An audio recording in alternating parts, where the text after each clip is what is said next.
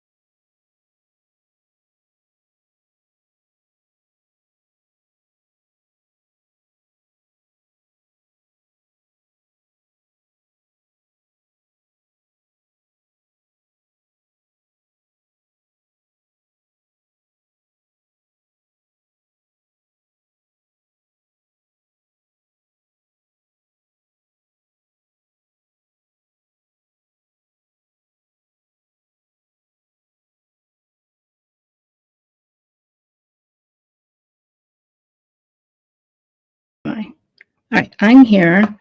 I am trying to turn TikTok on. Hello, hello. All right, where's my TikTok? I had it on. Yeah, where's the all right, where's it at? TikTok. Okay, go live. All right, so I'm going to be on TikTok live. I don't know how to use it, but live on all the other platforms now. Okay. So live on TikTok, live on Instagram, live on YouTube, live on Facebook, and TikTok, Facebook, Instagram, Twitter, all of them, all 5 platforms. And if you're watching me on TikTok, this is the first time I've ever been on TikTok live. So don't mind me. I don't know how to use any of the features. So, but anyway, we're talking about Bravo stuff today. And I usually don't go live on Tuesdays, but in case you don't know who I am, I'm Reality of Krista Marie, and this is a Who's 31 podcast. And I am on my YouTube channel and live on all the platforms. Again, if you're watching me on TikTok, this is the first time I've gone live on TikTok. So apologize, I don't know how to use it. So it says they're letting people know I'm live. I know it's really confusing. So, okay. Everything's on here. Instagram's on, right? Instagram. Hello, Instagram. Thanks for joining. Oh, wow. Thanks for joining. That's a lot of people. I have a mod, right? Okay. Amir's here. I need mods. Thank you. So, okay. The first thing. Did you guys hear about Heather Gage's book? So in the book, it says that Coach Shah allegedly tried to kiss Monica. I'm like, okay. So I'm going to read what we have about it because it's wild. And I don't know if it's true or not. And again, TikTok, am I live on TikTok? What is this little hand thing? I don't know what the hand thing means, guys. I am so sorry. I don't know how to use this. I don't know how to use TikTok, but anyway, so we're live on all the other platforms. I apologize. I see Rach joined on TikTok. Again, I'm going to keep saying this, but if anybody on here could go on TikTok and tell the TikTok chat that I can't, I can see them, but I just can't interact with the chat because I'm talking to Bravo stuff. But I see a bunch of people joining, but I apologize. Again, I'm Reality Krista Marie, first time live on TikTok. Not the first time live on all the other platforms, but I talk Bravo 3 days a week. This is usually not my usual day, but it's Monday, Wednesday, and Friday. You can watch the Crazy Live, and everything else goes on the Who's Starting On podcast tab and the platform, all podcast platforms. So, all right, let's get into this. I'm going to share the screen over here on YouTube. So TikTok, I'm going to share my screen to pull up what I'm talking about. If you guys want to come over and watch on TikTok, I can interact with the live chat. I also dropped the link so you guys can join if you guys want to give me your opinion as soon as I'm done speaking over there. So I was talking to TikTok people. I'm so excited that TikTok's working. Don't make fun of me, guys. For TikTok people, it's the first time, like I said, I've been on platforms for 4 years now.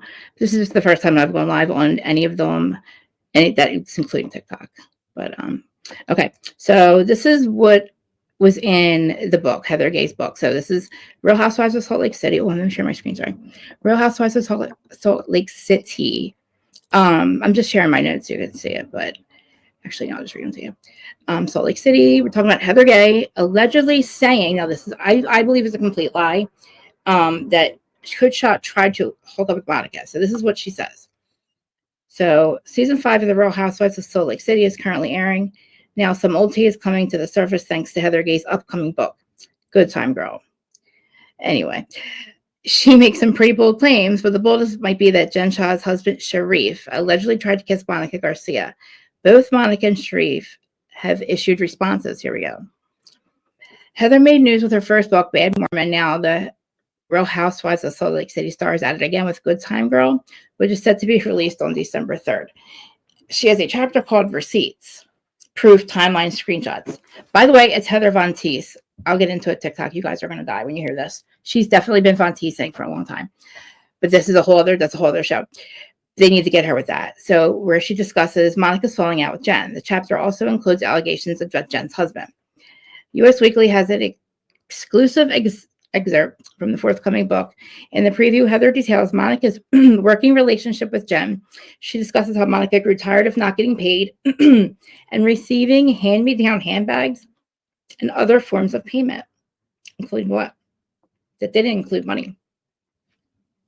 After a while, Jen caught on to Monica's, wait a minute. After a while, Jen caught on to Monica's disdain and began to ignore her. Well, you weren't paying her, Jen Shah, you asshole. This treatment allegedly led her to meet Sharif at a gas station to discuss the issues. According to the excerpt, this is wow, Heather. Things allegedly became sort of romantic between the two before Monica pushed him away. Heather writes, in a final Hail Mary attempt for a handout, she reached out to Jen's husband, Sharif. Supposedly, they agreed to meet up in a parking lot of a gas station. Oh, wait, I just read that part. The preview goes on. She claims he tried to kiss her, but she pushed him off, saying, we can't. Sharif got out of the car and immediately left, but no one believed her. Who did she tell? Like, what are you talking? I don't believe this is even happening. The book goes on to say that after realizing Jen's husband couldn't fix things, she decided to resort to other measures. Wait till you guys hear what I have to say. This is when she decides to take down Jen, the criminal that wasn't paying her. Notably, Heather calls Monica a con and compares her to Regina George from the Mean Girls. Wow. The preview continues. She began hatching her revenge. She had enough of watching Jen's popularity grow while she was being depleted. She was fucking a thief. By now, Jen's presence on the show and social media had made her a bona fide villain with influence and fame. Oh my God. And the perks of being famous.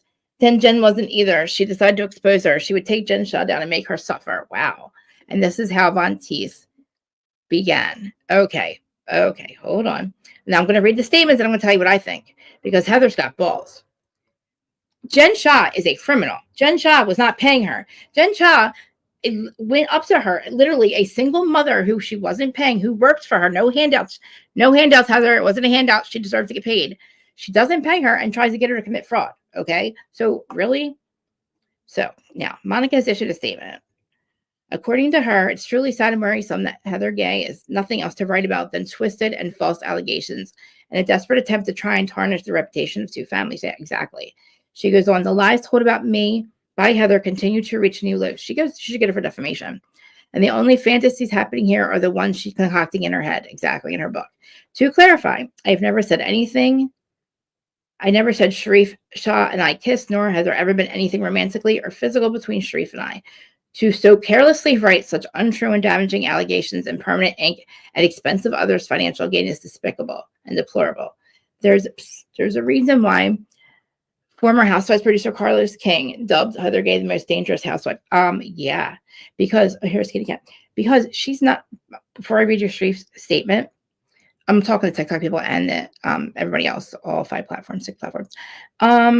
Heather Gage is allegedly Von Teesing with literally from the last 3 years before the Alibaba stuff with Whitney. Okay. And it's literally receipts, proof, timelines. Heather Gage has been using a Finsta account and messaging Dana Wilkie for years up until last March. And when she stopped literally, she literally that Finsta account stopped messaging Dana when Dana tried to expose the account, trying to figure, let's say that it was Heather or Meredith. The account was messaging her for years. And it was literally it was about all the housewives on the show except for Heather and Meredith. And Dana said every time she would ask about this person who was being a Finsta and just sending tea, not telling Dana who she is, Dana would be like, oh, so what about Meredith Marks? Oh, Meredith is perfect. Meredith is so, she's validating. Oh, here's 15,000 things to prove that Meredith is perfect. Okay. And I'm telling you, it's Heather Gage sprinkled with Meredith on top. And it's inbred Heather trying to act like she's not. I don't know. She's literally let Lisa get blamed for it. And also Whitney knows that it was not frigging Lisa, because as Adam is telling her, so allegedly telling her that it's Lisa behind the fences account, the fence accounts. Dana is messaging with Whitney and telling Whitney that it's not her and saying, it's not Lisa, it's not Lisa, it's not Lisa, it's Heather, it's Heather, it's Heather. And they go on to continue to blame Lisa. So wait till Lisa finds out she got blamed. And Heather, you're a piece of shit. Because I hope to God that this is what's going on. I hope they expose you as the one who was doing this. But anyway, so this whole thing with her concocting the story too about, she better have, I would have to get her for defamation right now. Her and Sharif, I'm going to read Sharif's statement, because how dare her? Like, unless she has proof, that's defamation. That is really. So additionally, Representative Sharif reached out to people on the matter saying, we categorically deny Heather Gay and the Monica statements. Monica didn't, there's no Monica statements. The statement continues, Coach Shah has never had or attempted to have a romantic relationship with Monica at any time. Both my clients, Jen and Sharif, have ignored the continuous attempts for bait by Monica and others for storylines. What? Okay. Jen continues to remain consistent in her journey of positive rehabilitation in prison. Not guilty, guilty as fuck, and will not entertain frivolous narratives from those seeking a rise for her and her family. But she did last season when Heather said she's the one who gave her the black eye. Thank God Jen reached out to Dana and said, no, absolutely did not give her the black eye. She's a fucking liar. And I said, good, because I hope when Jen gets out, she does actually give her a black eye, because I would. So lie number 2, protecting a violent criminal, lying to production and all that about who gave you the black eye, and then trying to say you were protecting Jen because you were so scared of her. You were so afraid of her. Oh, I'm so afraid I was going to expose her. Bitch, then why the fuck didn't you just say you hit your head on the door? Why in the world would you ever allude to it being Jen for the last freaking 5 years if it isn't? Or if it is and you're trying to protect her, why are you exposing her now? Exactly. So, you know what I mean? Like, you're an asshole. Like, you literally, nobody believes you. And all the rest of them are like, when she's like, oh, I was so afraid of Jen, guys. I was protecting her. We can't do this anymore. Monica, you're a piece of shit. They're like, oh, Heather, it's okay. She can't hurt you anymore. It's like, are you good? Wow. Heather, you still looking bread. I don't care how many fucking operations you get on your face. I don't know. But this is ridiculous. And I hope to God that Jen that Monica sues her for defamation. So, guys, I'm here. Hey, sorry. I'm actually looking over on TikTok because there's a lot of people joining TikTok. So I just wanted to let you know, please keep the chat going for me over here. And Instagram. Hello, people over on Instagram. Appreciate you guys. I can't see your comments, but if you come over onto the YouTube part, you will. And is there anybody over here? Hey, Q. And everybody, can you please subscribe to Q and DJ's channel? They're also on TikTok. Q and DJ's channel. They talk about everything Marvel, DC, Bravo, reality TV, Sister Wives. So please join her and also follow her over on TikTok. And I love you guys over on TikTok. I see you guys joining. I don't know if you guys are commenting. I don't know how TikTok works. First time I'm using it. I apologize if you guys are commenting. I'm not saying it. I love everybody's opinions. I welcome all opposing opinions about all things Bravo. I don't know anything. I tell fantasy stories. Everything I said is alleged, except for the parts that are true and except for the parts that aren't. And I'm a crazy person. I make up fantasy stories. So everything I say is alleged unless it's true. And we don't know if it's true or not. So, yes. And I have my allegedly banner up. And it should be protected on all the other platforms. And I don't see anybody here. I see 325 people watching, and I don't know how many. I wish I could see how many people on TikTok. It doesn't give me a number. It probably does. I just can't see it. All right. So let's go into. Okay. So, this is a good story about Southern Charm with Craig. Okay. So share my screen. This is craziness. Has to do with JT's video of Craig Conover accuses JT of calling Patricia Altschul, who is Whitney's mom, who's the producer and the creator of the show, a bitch, after JT gifts her a Keen and Southern Charms preview as Patricia admits she's offended. Okay, plus Vanita and Madison react. Okay, so did you guys know that Vanita and JT have been hanging out? Like, hanging out? So this is Reality Blurb. I'm going to read this. Oh, did I share it? Okay. Let me get my drink real quick. Maybe I'll try. Yeah, I can't believe Monica, listen. All right, so before we move on real quick, let me update TikTok, guys. So, by the end of the season, I hope to God that they expose Heather for being the one who's been talking to Dana Wilkie from Avanti's. We're going to call it Avanti's account. A fake. I didn't know Finsta meant fake Insta. And Dana's not giving up the name of the Finsta account. She's like, that's my last card. I wish she would, so we could background check it and figure out, maybe trace it back to Heather, because I do believe it's Heather sprinkled with Meredith. Because why would there only 2 accounts be literally protecting Monica? Protecting Meredith and Heather. Every time Dana was going to say, "Oh, what about Heather and Heather?" They'd be like, "No, Heather's great." And then they're like, "Yeah, Lisa does coke." So it's not Lisa Barlow. Whitney's marriage is fake. So we know it's not Whitney. It was like all the other people. It was like all this bad shit about like, Angie and stuff. So except for Meredith and Heather. So what does that tell you? So I don't know if Lisa's 7 lawyers and 15 tech people. Dana's like, the only people I trust would be Lisa's tech people. So if they call me, I'll give them defense to. She won't give up defense to any. And I'm telling you, it's Heather. So they've been doing this for years. So how dare her get my Monica fired and then not let Monica come back? And the other thing, at the reunion last year, Andy, in the folder that Monica had, the Mean Girls folder, it was like everybody thought was like a big deal. It was like a joke. And everybody's like, "Oh, you're so cool, Monica." Monica's like, "Whatever, I was trying to be funny." Proof in there that Heather was also not only talking to Vonti's about the other ladies, Heather herself. It was proof that she was a part of it. So, and now she has her own. So, and we're going to expose her, hopefully. Okay. So let's move on to the Southern Charm one. Please, guys, if you're watching everybody's on Twitter, X, Facebook, can you follow and like and comment, please, and subscribe to my YouTube channel, please. Oh, and say hi to Louise Marie. Say hi, Louise Marie. Hold on, everybody say hi, kitty cat. Wait, let me see. Let me get you off of here. Let's get off of here. Does everybody see the kitty cat? See, I'm the newest addition to the family. She's so little. This is Louise Marie. Can you give me a kiss? Give me a kiss. No? Okay. She's so little. Anyway, Louise Marie. Guys, by the way, on TikTok, I have 6 cats. 5 inside and 1 outside. And I'm married, though. I'm not a crazy cat lady. I'm a married crazy cat lady. All right, so let's read this. Louise Marie. I wonder if you guys, she purrs so loud. I wonder if you guys can hear her. You guys hear her purring?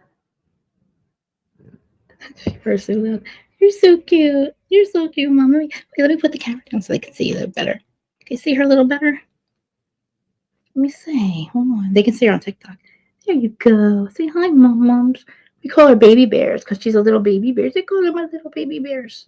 She's my little baby bears. Come here, baby bears. She's getting big and she can't fit on my lap anymore. She's getting mad. All right. So let me read this thing to you guys. Okay. Did I show you my kitty cat? All right. You guys can see it. No, you can't. Nope. Let's go down here. No. Nope. There you go.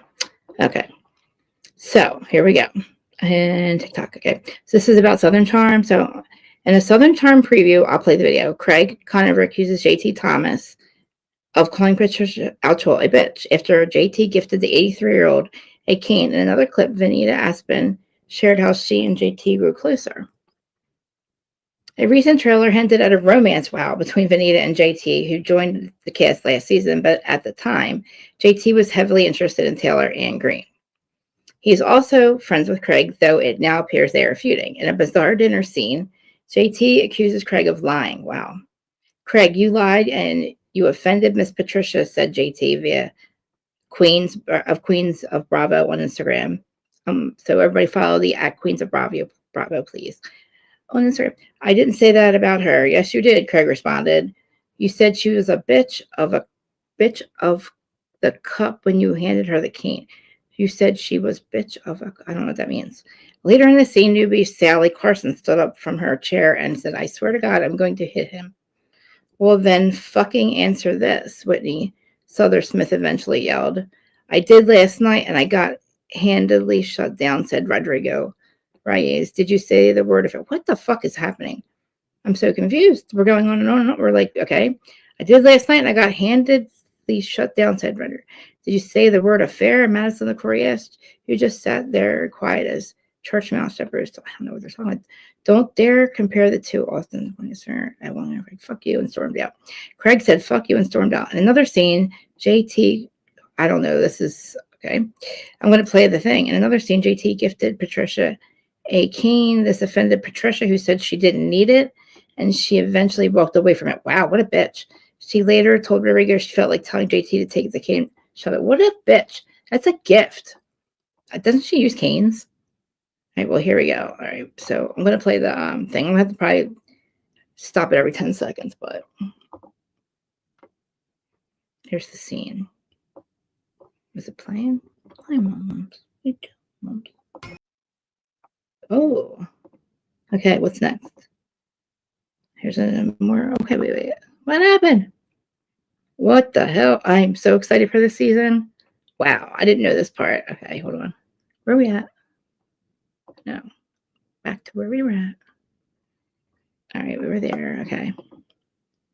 Hi, Miss Pat. I brought this cane for you. I don't need a cane. I know, just for looks. You don't need a cane. Like, Okay. what the are you doing? Thank you. I am genuine. Oh, well, I thought he actually bought like a really expensive one. Don't, ouch, why are you biting me? Stop it. Ew, Mom. Okay, I'm Really offended. Yeah, it's kind of ugly. What's next? Just find a reason to be bitch. Why does she hang? First of all, what Patricia? Yeah, she's the creator of the show and she's the producer. Why does she insist on hanging out with young kids? The fact that she hangs out with a bunch of 40-year-olds is so freaking weird to me. 20, 30, 40-year-olds. Like, why is she hanging out with them? I feel like saying, take this cane and shove it. Like, seriously. All right, what's the next? One more. You're pushing the stuff around, Mom. Mom, you're pushing my stuff around. Okay. You're pushing my stuff around. Can we not do that, please? Thank you. You're the best. Thank you. You're the best. Thank you. All right. We did that one. Okay. One more. I don't know what this is. Cackling. Okay. I don't know. Never mind. I thought there was another thing. So TikTok. Yeah, I don't know what this is. So you love Patricia. See, my problem. All right. So from day one, I liked her before. But over the years, I don't like her. I don't know. I just feel like she's more than snobby, more of like just I don't know. She wanted it to be a gentleman's show, Southern Gentleman. It was supposed to be called in the very beginning. Do you know what I mean? So let me check TikTok real quick. I don't know, like if you guys are still there. Can you guys chat over here? If anybody on TikTok hears me, I'm sorry, it's the first time I've used TikTok. Can you guys like try to chat? I want to see if the chat shows up. I want to see if I can see you guys see your guys like comments or whatever. See what you guys are saying over here. Yeah, I know. Heather's awful. But yeah, Patricia, I just feel like why does she hang out with them? It's weird. She's always hanging out with the kids. I mean, she wasn't really much that last season. Rest in peace, Michael. I loved Michael. I really did like her and Michael's relationship. I mean, I could have dealt with Patricia just to deal with Michael for the rest of our lives. And I always thought that Michael lived there. I didn't realize that he like had his own family, like a wife and everything. And when I found out that he like, you know, what happened to him and that he was living in a home, it was paralyzed, it was devastating. And then he ended up losing his life. And I was just so sad. And I wondered if he had life insurance or like, you know, if they had insurance because he worked for Patricia. Or did she help pay for his treatments? You know what I mean? Like, I'm hoping that the family's not in debt. You know, because I would think that working for Patricia for so long, if you didn't have like life insurance stuff, you could, the least you could do. Let me plug my thing in. I don't want my phone to die. Oh, no. I'll stay there, Mom. Hold on, we gotta plug the phone in. Must be oh god, because I don't want TikTok to go.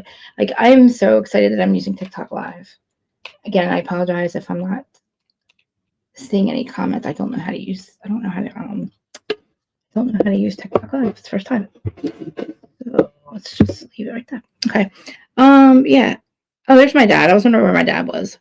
So yeah, my dad's on. Be nice to him. My dad, 444. So we have 444 people watching, mostly over on TikTok, Instagram, and YouTube. And hello, TikTok again. My dad's over there.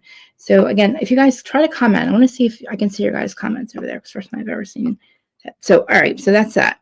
I cannot wait for Southern Charm. Definitely covering it. Southern Hospitality, we're definitely covering because of, it's a good show. And plus Jason. The new hot GM, the Peter. I told you he's a Peter. Told you he's a Peter. Okay, because listen, Vanderpump is what Peter's back, probably still in Vanderpump with another young group of people working at SIR. And here we have a 40-year-old named Jason working as a GM, just like Peter, with a bunch of 20-year-olds at a bar. Okay, he's married to a 30-year-old. Adam's 31. You know what I'm saying? It's weird, but I'm proud of him. And good for you, Adam. You finally got to. Well, we don't know what it was, if you wanted to suck it, fuck it, or be Andy Kellen, but you finally made it. So good for you. I'm glad. I'm happy for you. Whatever one it was, you got the man on Southern Charm or Southern Hospitality. I love Leva. You know what? Jason was the manager of Pump, so I'm sure he's very qualified. And I'm sure he's very qualified to be on the reality show. So that's that. I'm glad stepping on. Hopefully, stepping on everybody to get there was worth it to you. Good for you. Proud of you. Still give you credit from I wouldn't be here without you. But what am I doing? Okay. Next one, Jeff Lewis. So what is Jeff Lewis? What has he been doing? All right. He's been talking poop. Let me just share the screen. And I like Jeff. Okay. I like Jeff a lot. So do you guys know that Gage, Jeff's ex, was on Heather McDonald's Patreon for an episode? Okay, I didn't get a chance to listen to it because I refused to join her Patreon. I'm trying. I was waiting for somebody to actually send me a link. Maybe I thought maybe somebody would be nice enough to do that so I could just watch it but not have to join it. I might have to join it. But then Gage was on regular Juicy Scoop. Holy what? Okay. Now, Jeff has not, as far as I know, has not reacted. But I don't see how he's not going to, because they said everything on the Juicy Scoop without even saying his name. They had Dr. Drew on there, and it was all about toxic relationships. And wow. Actually, during it, I almost started crying for Gage because I remember the scenes that he wouldn't say Jeff's name, but the scenes he was talking about how Jeff treated him. But let's just see what Jeff's saying real quick, and then I'll get into the Gage stuff because, oh my God, Heather's got balls. You know what, though? What he did to her was so fucking grimy, too. What Jeff did to Heather was fucked up. With the girl, Krista, with the earrings, trying to say that she's a thief and it was bad. All right, so he's talking about PK and Dorit. So let's see what he says. This is Reality Barber's core, of course. Jeff Lewis shares the real reason for Dorit and PK's split. As he suggests, PK's alcoholism isn't to blame. I don't think so either. I think he's cheating. Plus questions her. Okay. Ooh, Jeff. Okay.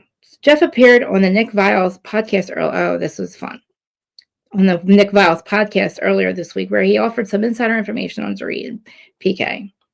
6 months into their split, as the decision is highlighted in the New Housewives of Beverly Hills, Jeff, 54, suggests that PK's alcoholism wasn't nearly, the factor that has been made to be on the show, as he hinted that Dorit, 48, and her efforts to remain famous were to blame. Wow.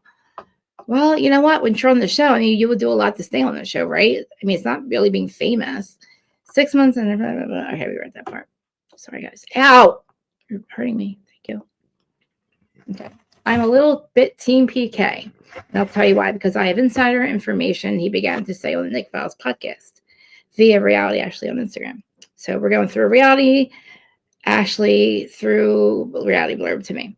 I know we're trying to blame it all on the alcoholism. I really don't know the status of his drinking, but I'd say I did hear that he felt like she has changed since the show, and that the show has become a major priority. Yeah, well, you don't have any money. It sure should be. And I think he felt, and I'm not speaking one for him, over his marriage and his family. What? Jeff alleged. Okay. So he thinks that Dorit put the show over her family and her marriage. How? They needed money. Remember, they were broke, allegedly. Jeff went on to state that he's never seen Dorit at the park with her and PK's 2 kids. Oh, Jeff, son Jagger 10, and daughter Jeff. What the fuck are you doing, dude? Bad luck. I'm sure she's going to the park with her kids, but look, I don't always go to the park with my kids. And what the fuck are you talking about? In fact, I go once in a while. Most often, my nanny takes my daughter. Okay, Jeff. But when I've been, and also my nanny's been, never seen Dorit with his kids. Well, you're not there either, asshole. Well, Jeff continued, saying that Dorit's absence from the park didn't mean anything. Then what are you saying it for? He didn't seem convinced that she was an active parent. She could be a good mother, behind closed doors. But she's never been there. What the? Oh, my Lord. Oh, my God. As far as I've never seen her. Over the park, Jeff. Over the park. Dorit and BK announced their separation. I know. We know all this. I can't believe Jeff. Okay. Well, Jeff, bad luck. So let's see what the fans are commenting. Okay. All right, the name. Oh, this is the name. Oh, shoot. The fans. Oh, man, Jeff, what an asshole. I mean, really, dude? It's like a bad luck, Jeff, for real. Sorry, guys. Okay. So, all right, let's see what Jeff has to say here. Let me with the comments. Okay, MET, the name's I'm in the minority, but I think this entire PK Dorit split separation is a fake and is all for storyline. In the last couple of seasons, Dorit used burglary and insurance claims as a storyline. If she survives to next season, Dorit will probably claim the mortgage company stole her house. No, those nice burglars did. Remember the nice burglars that left her phone and let it light up and told her where it would be after they put a gun to her head, a pow-pow to her head? Those nice burglars. They'll probably come back. I think some of it must be exaggerated. I do think their fraudulent lifestyle is crashing down and they're realizing they don't like each other so much. However, it could be all fake, just like the burglary. See, I'm not the only one. And the PTSD and her latest claim to expense of the kids hearing about it. I'm sure she always told them she was acting. Oh my God, they don't own the house anyway. They don't own the house. So how are they in foreclosure if they don't own the house? Brutal assessment. I'll listen to it more. That's very interesting. Let's too obviously. Wow. And wow. Let's face it, Dorit's insufferable. That's a shame. Okay, now here's one. What does a local playground have to do with her parenting? Jeff said he isn't judging her by. Exactly. Why is he even talking about it? That's crazy. I think she's an involved parent, a good parent. Oh, I love you, Kit Kats. Oh, man. Okay. Well, Jeff, you're a dick. So let's talk about the Gage stuff. So, like I said, I didn't go on the Patreon, so I did not see the Gage episode with Heather on there, but I think I'm going to. But it was bad enough. The one on Juicy Scoop. So they're on there and they're talking about Gage's relationship with Jeff and the abuse and all of it, but not saying Jeff's name. But everybody knows who Gage is, and it's really bad. Hey, Pammy. So I don't know how TikTok really works, guys. So I apologize. So I'm live on 5 platforms, but I'm over here on Instagram. I'm sorry, Instagram and hey, Kath, I got my TikTok to work, so I'm live on TikTok right now. So excited. But so Gage, Jeff Lewis's ex-member, the one that was on the show with him, who he was so abusive to, goes on with Heather McDonald. Now remember, him and Heather, they were all good friends until Jeff created this narrative about this girl, Krista, that they're all friends with, and Heather McDonald stole these earrings, but the girl let Heather borrow them. The girl never said they were worth anything, never said I needed them back, just said, here, borrow my earrings. They were on vacation, right? Heather's dancing. She loses one of these earrings, still never asked for them back. Heather puts one of it back in her jewelry box, and that's the end of it. The life goes on. 6 months later, Jeff brings up the fact that Krista, this girl, Krista, lent earrings to Heather that were worth $10,000, and Heather lost them and never gave them back, and she stole them, and she's a thief. And Heather McDonald is a felon, and she should be arrested and charged with felony because they're $10,000 earrings, and Krista wants them back, and Heather lost them, and she's this and she's that. And this is his friend, so I don't know what happened and why. And before that, this other girl that they're friends with had cornered Heather and told her how everybody on the group hated her, like all the friend group hated her. Jeff, Kelly Dodd, like the people that they all hang out with. And that was like, that happened 6 months before this. And then Jeff's like, no, I want nothing to do with it. We love Heather. And then he does that to her, right? So then this happens. Heather writes, so the girl Krista calls Heather, yeah, $10,000 or my earrings are worth 10 grand. And Heather's husband writes a check writes a check out. I don't know how much. I think it was 3,000 or something. I don't know how 3,000 came about, but however it was, Heather paid back for the earrings, right? Then we find out the earrings are worth $40. They were like $40. So yeah. So it was a whole made up lie. And Jeff has never answered to this. He spent months and months and months dragging fucking Heather, dragging his friend Heather McDonald, calling her all kinds of names. I don't know why he turned on her. If you really want to be technical, if you want to hear my conspiracy opinion about it, if you want to be technical, I think it was a ritual. It was her ritual, and for her to get into the Illuminati, because I think Heather is compromised and has been for like the last 6 months, even though the Rhymes with Bugatti is no longer there. Her passing out on stage freaks me out, right? And then she just started backing all the wrong people. But if we're not going to talk Illuminati, the fact that he did that to his friend is so fucked up. So now, also in the meantime, we have his ex Gage, the one we met, who he has Monroe, the daughter, with, right? Met him and Gage are on the show. He's mentally abusive to Gage. We see Jeff destroy all the relationships he has in his life, right? On the show. What was the lady's name? The nanny, the older woman, the maid lady, her, the other chick that he was really good friends with that does Andy's Watch What Happens Live intro, that chick. I forget her name. Anyway, that Heather drug him first. Heather and Jeff. Hold on. Heather and Jeff made up Heather. So wait. So remember the thing that happened with that girl? I don't remember her name, but she told Heather how everybody hated her. They were at a party all drunk, and she cornered Heather and said, everybody hates you. All the chumps hate you, blah, blah, blah. And then her and Jeff are like, whatever. Jeff's like, no, I don't mean that. I don't know why she said that, blah, blah, blah. And then the thing with the earrings happened, right? So why is it Heather's fault, Kath? You know what I mean? Like, they're not made up. I would never make up with him after he did that stuff with the earring. So the earrings thing, you know what I mean? So I don't like her. I agree about Heather. She's definition of poetry. Exactly. I agree to all of this, right? But I don't agree what Jeff did to her. And I don't know how I feel about Gage going on the podcast. I mean, Gage and him, the way he explains it, he brings Dr. Drew on, and they talk about toxic relationships and all this stuff. And I almost start crying, and so does Dr. Drew, because I'm remembering the scene that he's talking about. You know what I mean? And I really want to freaking Patreon episode, guys. I'm about to pay for Patreon, and you know what? I'm going to do it real quick, and we're going to listen to it. Because if the Juicy Scoop one was bad, the Patreon one is probably a bit worse. So let me just give me a minute, guys. I'm going to go into my Patreon, and I'm going to join Heather's Patreon. I was joined hers before, and then I don't like Heather, but I got to hear this. So she gets Gage, Jeff's ex, who he's in constant battles with Monroe, with custody, with money, with the show. I don't know if it's called Juicy Scoop. Oh, here it is. Okay. Man, I want to join this. I really don't want to join this. I'm going to cancel it as soon as I'm done. Okay, become a member. So, oh my God. It better not be the same episode. God.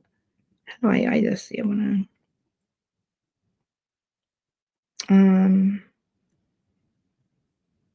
Come on, it's right here. And it was here. Dr. Drew.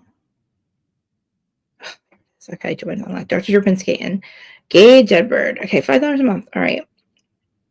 And I don't have to stop this one, guys, so we can just listen and react. Because, holy crap, guys. You guys know who Jeff Lewis is, right? Remember flipping out? That Jeff Lewis.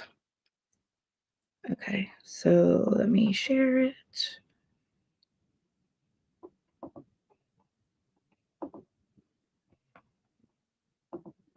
Okay. All right. Let's see. I just doing her thing. I don't care. Get out of here. Get out. Okay, let's open it. So I just had it right. All right, one. No, just go to stupid. I was just in it. I have so many Patreons. All right. Go back to Heather. All right, Heather McDonald. Not quickly. It's just come on.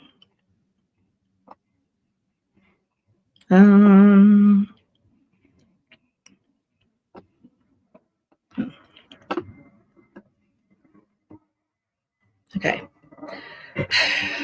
Where is it at? Caroline Manzo, no.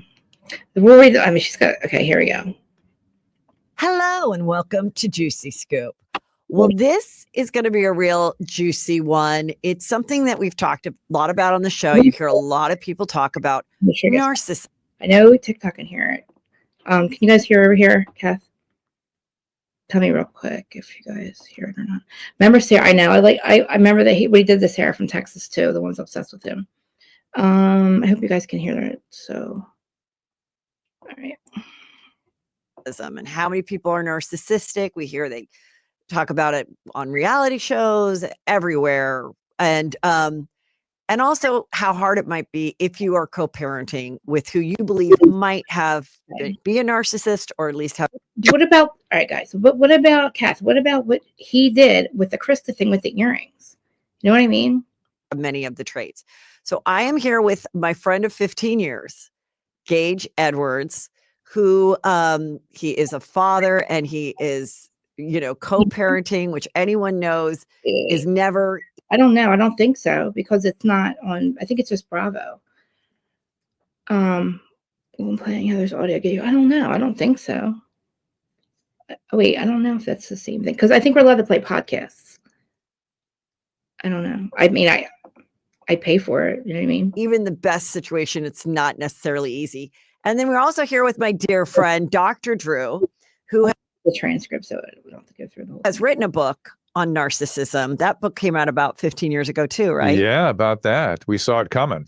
Yeah. So what was it called? What is it called? It was called The Mirror Effect, but it was built. Do you know how that happened, that book? We did research on celebrities. It was the only published research. People that are musicians and comedians. And juicy. But anything. But I don't know if I want to out the code. Yeah, that the relationship was morphing into something. So now let's hear Drew's analysis so a little bit. I need a lot more information. And some of you. Okay, so what I'm realizing is this is the same episode that is on Juicy Scoop. Like, what? So I just paid for this, and it's the same episode on Juicy Scoop. So, okay, so this is, I mean, I already heard it, but so this isn't any better than the one. So let's just. May not be able to give me. Sure. Because I don't want you to divulge anything that would hurt anybody or be uncomfortable for you or anything. But you did say that one night it collapsed. Yes. Was there a discovery or something? I had started seeing a therapist. And a therapist that in particular works. This is Gage talking to Dr. Drew and Heather, Jeff's sworn enemy. Okay. With gay men, and was referred by another gay friend couple that had gone through some stuff, and I had been seeing him for probably 4 or 5 weeks. We were in a tough spot, I think, a very transitional time that. The relationship was morphing into something that I also was not okay with. And so I started seeing a therapist sort of talk through. Now, you understand that's vague, right? What's vague? It was morphing into something I was not okay with. It wasn't what I signed up for. It was on a personal level. You're using code. Dr. Drew knows nothing about the relationship, doesn't even know Jeff. Is acting he's like coming in as blind. So and now Gage this is everybody's watching. There's millions of people going to see this with Heather and Gage. She didn't keep it behind the Patreon wall. She put it up front, but this is the same episode. But so I'm not going to play completely through, but just these parts. This is him talking about Jeff, not saying Jeff's name though. Code. I think I understand the code. Okay. I don't know if I want to out the code. Yeah, but your code is probably right, but that suggests another problem here too. Okay. Right, more than just personality. Well, I don't know what that problem is, but I'll Well, tell you that. was there infidelity problem? No. I think that there was, it has been said. Yes or no? We don't know. Was that part of the collapse that night? Or was that where it might have led to? Yeah. Like, That's was that, it, I think like that it wasn't your traditional family view of what the Let's go with that. trajectory of your life Okay. yes, was more because similar to what you were raised in, and this was going in a path, even though you're gay, going into a path that you were not. you didn't want. I didn't Ideal. want. Yeah. And you know, it was said really loudly after, which I think. I don't know anything about Right. anything. Right. Yeah, but I I'm think just that guessing. it was said after, you know, very publicly, that a lot of people have the perception that I had cheated in this relationship, Right. and I had not. What I hear from you is this extreme codependency, right? Wow. And did your Well- therapist put names to what you were struggling with? Did he or she tell you kind of how to? Going into a path that you were not. You didn't Correct. want language that suggests act. Yeah, Like why women leave, Yeah. because they have that aha. Raised my daughter. He's peering around the corner, chips, to teach you to be a strong, confident woman. things, but not in his work, or were you trying to get Working things? as in we physically work together. Okay, so this is him. I just fast forward. A lot of people described it as it was a much better business relationship, and it seemed transactional. Were you trying to unravel the? I was not.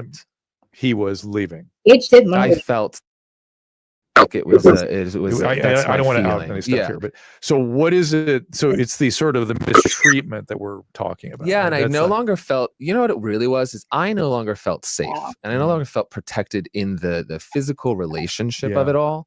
And then you compound that with, now you've got a 1 and 2 year old not yet looking at you, but soaking it's so everything tough. up Yeah, and it's learning language and Yeah, learning yeah. body language and learning. My longer term fear was that I'm trying to teach you to be a strong, confident woman, and she's going to look at me and be like, yeah, but what? I'm glad that you know a lot of this information, because this is crazy, and you know a If lot. the television show, for instance, continued, how do you tell me that I should be a strong, confident woman when he's saying what he says about you daily? And that's since continued for 5 years. Which is a classic reason why a lot of women feel they have to leave once their child does get to a certain age. In real life or on see TV? it. No, in real life. See, that's the thing. So Gage is talking about how Monroe is going to see all the horrible things that Jeff says about Gage on camera, on the show, and in real life, in real time. But again, and on the show, he spent about 300. They said 300 episodes in the end. About 300 episodes, Jeff has been bashing Gage since they broke up, and Monroe's going to hear it. And that's what they said. And Heather says the same thing by the end of this, about how Jeff has been constantly. But this is another. Gage is doing it right now too. But at this point, Heather and Gage, Jeff has been awful to both of them. But again, Monroe's involved, so I want to keep playing. Like why women leave? Yeah. Because they have that aha moment where they're like, how can I raise my daughter when she sees what I'm putting up with? Or and they being get treated. or I have friends that got too deep. They realized it, they didn't do anything, and now the Now kids it's are too late. 10, teens, whatever it is, and they're like, it's just a few more years to get them launched into college. But you know, I also wonder, seeing the effects of that, I can now see that in those older kids that they have. Mhm. Like, okay, All right, let's go.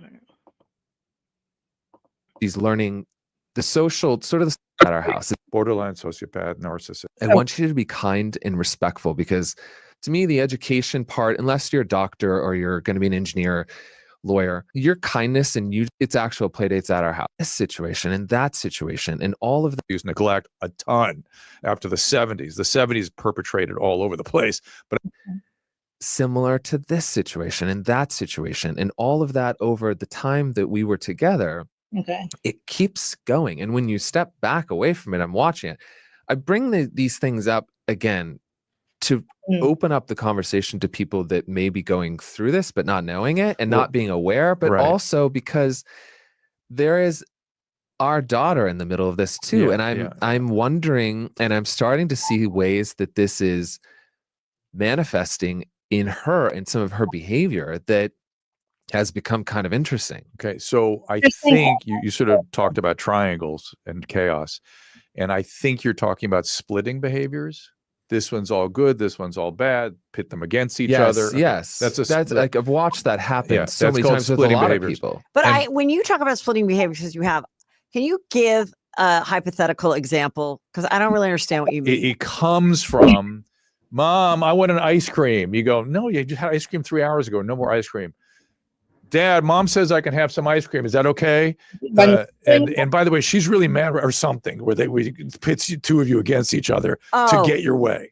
Oh, for a kid to get the way. Okay. But it starts in childhood. Got it. Okay.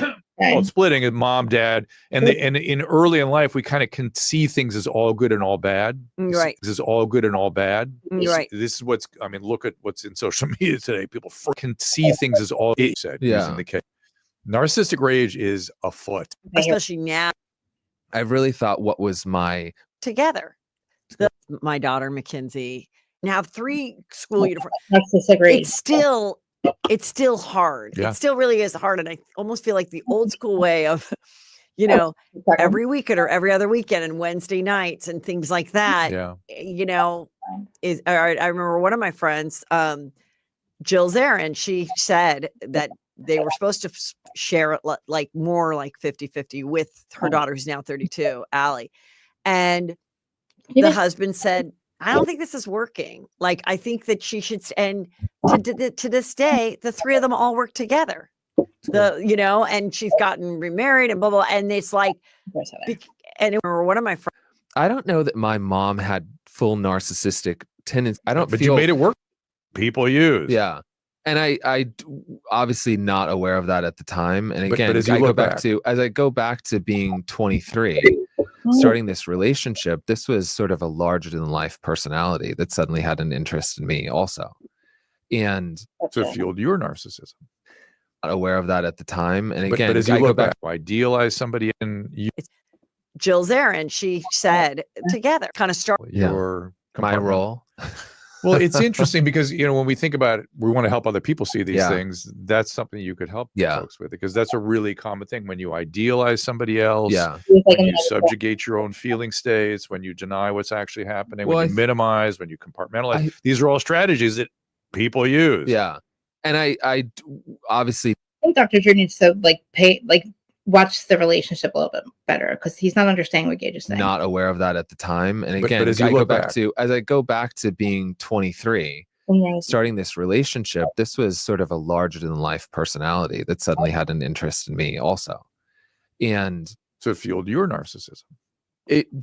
Maybe it did. And that in this process, I've always thought, like, am I the narcissist? Like, am I what out? I don't blame Gage at all. I blame Jeff 1000%, because Kath, I totally disagree. Kathy said, hold on, I'm going to read everything. Monroe is what Jeff is right. They both should be right about Monroe, but it doesn't seem like they are. And Jeff has literally spent 300 episodes talking shit on Gage. Flipping out was horrible. It was so sad to watch how he treated Gage. And I think Gage just put up with it. He didn't want to leave Jeff. Jeff is high maintenance. Gage is a dick. Is he? I know. I don't think he's worried about Monroe. I think he's more worried about being right instead of being happy. Jeff always wants to be right, not happy. Of this, because it is. And that's the thing you have to say. Do you want to be right, or do you want to be happy in life? You know what I mean? Sometimes you can't have both. I'm moved on. I have a great set of people. I have a great relationship. You have real relationships now. Yeah. And you said it, not me. But that's where you're true and stable intimacy. Stable kind at relationships. Use that word. Kindness is something that people look for when they come out of something like this. It's interesting because I went on a few dates with some pretty high profile people in the time, and I really didn't have a serious relationship until See how Gage got, like, he said, Dr. Drew said you're seeing people, and Gage is like, you said it, not me. He's afraid Jeff's going to hear that. Why do you can't say Jeff still has him like kind of scared. One I'm in now, which started 2 years ago. So 3 years of just like surface level stuff. And I immediately picked up. I'm like, nope, not you. What do you think of my personality based on what you see on Instagram? What's your perception? I'm like, are you kidding? That's what they would ask you on the date? Yeah. And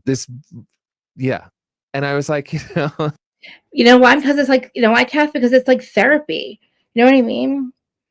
I feel like they both are toxic. So extreme. I agree with it. They were very toxic for each other.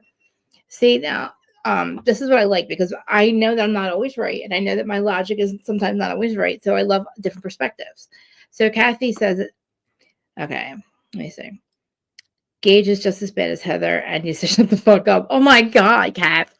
Jeff is fighting because of Gage talking smack, but he talks smack about Jeff, and that's okay. Gage is as bad as Heather, and he's just, oh my God. I know. I don't like Heather doing this, but Gage is not genetically related to Monroe. Gage is, but that's what? That's awful. He's a Kath. Just the fact that he brings that up is horrible. They are both the dad, and how dare that ever come up? Wow, that's not right. Jeff can't take visitation from him. Gage is on the birth certificate. He's the only reason he can. He's her father. He has no job, but Jeff is. Wow, Kath, you don't see how Jeff controls this? He's friggin' abusive, and how they dare him use Monroe against the fact that makes me so upset right now. The fact that he in a relationship, a relationship, one of them isn't going to be the biological father. That's always going to be the thing. Monroe would be devastated if you tried to take, that is her dad. They're both her fathers. And the fact that Jeff would even literally say anything about anything different is disgusting and sick and horrible. I know you hate Gage. I don't think that he's done anything wrong but put up with Jeff's abuse. You know what I mean? And maybe he's fucked up for staying for that long, but they had Monroe together, and I can't believe that he would actually, I can't believe any of you would even say that that's even say that as anything. I don't know what the stupid puzzle piece thing is. What is this?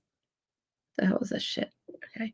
I feel like that is low and disgusting, and that proves the kind of person that Jeff is. The fact that you would take that situation, your child, and try to use, and then now Monroe is going to see this also. No, it doesn't matter. He just because he won't do it, the fact that it's been brought up and used against him and even brought up as a thing, it's the intent behind it. The intent behind it was to say and to hurt him and Monroe, to hurt. Wow. The fact, you know why? This is what I'm saying. Just because Jeff's not going to take visitation from him, the fact that he brings it up is sick and disgusting. And I want to cry for Gage because, and you know what? I don't agree with Gage going on there. He can have therapy behind the scenes. But you know what? Look what Jeff did to Heather too. As much as I don't like Heather, the shit with the earring, this is payback. But as far as Monroe's concerned, Monroe is going to see that one day and is really going to be pissed at Jeff. Like, wow, you tried to take me from my dad, my other dad. You know what I mean? Like, it doesn't matter if he did it, or if he doesn't do it. The fact that it's even been brought up, I didn't even know that. And the fact that I know that is horrible. Like, we shouldn't even be talking like that. Should never come up in life ever. As far as they're ever concerned, both of them are the fathers of Monroe. And the fact that Jeff can even, oh my God, wow, Jeff, man, that is horrible. Let's see what else they say. I mean, let's wrap up dinner, and we're good. We don't need to talk. Yeah. But anyways, so I started to notice those things, but in the last couple of years, I've really thought, where was my headspace at to have attracted this? Yeah. And again, there were good things that came from it, but that was 10 years of my life. And I think that some people look at it like, but you made it work for 10 years. I made it work for 10 years. I learned a lot, but I think a lot of people probably look at it like I was robbed. And now especially women, it's like you get into your 40s and not robbed. You had a whole great life, and it might be a little bit abusive, but you got your daughter out of it. I have friends that are like, those were my good years. I'm like, that's so crazy because you have so. He did a lot with his good years. He looks great. So much ahead of your women time. Saying that. Yeah, like I felt robbed in my 15 years, 20 years of marriage and whatever. But in my case, what I felt like, I don't know that my mom had full narcissistic tendencies, but what she did was if there was an argument, and I was a middle child, if there was an argument, she would shut down. Her way of communication was shut down. And that's what Gage would do with Jeff, shut down. And I felt like I became, looking back in childhood, I became the middle child that is everyone okay? Yeah. Is dad okay? Are you okay? Are you mad at my older brother? Why are you mad at him? Really getting into the mix of it. Yeah. to where now with my daughter, it's very easy for me to sink into that. Like, I'm just going to shut down because it's how I know how to communicate. I do not. I probably overly communicate. Anyways, when all through childhood, I became that sort of like caretaker, peacemaker. Yeah, peacemaker more was than your mom anything. an alcoholic too? No, she was not. And then I think at an early age when I met him, here's this like magnetic personality, very successful, like just a good looking guy. Sort of in awe a little bit. He was running business. And famous. Well, the fame was, I think, a part of it, but it also was like there was just, I come from an entrepreneurial family. This guy's just making stuff happen. He's hustling. He's been hustling. He's older than me. Wasn't anything I was attracted, like that wasn't what I'd never dated anybody older. It was really my first real relationship was him.